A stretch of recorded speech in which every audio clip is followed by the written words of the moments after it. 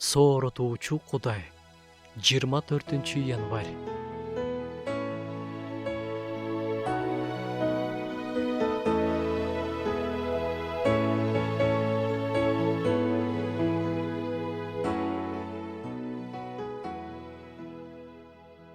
Жаңы келишим китебинен бир аят окуп кетели.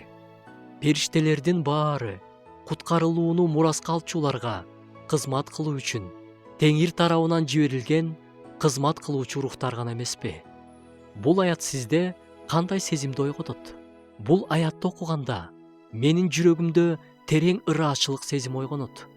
Мен күнөөкөр адаммын. Көп жаңылыштык кетирем. Кудайды капа кыла турган нерселерди кылып алам.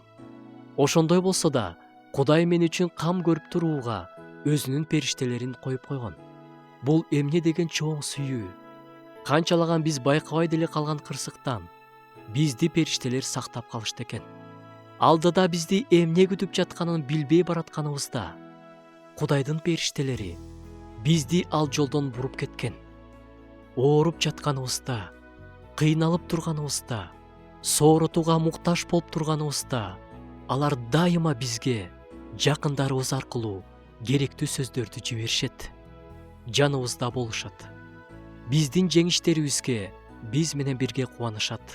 Биз аларды көрө албайбыз жана биз аларды даңктабайбыз. Алар өздөрү да даңкты Кудайга беришибизди каалашат.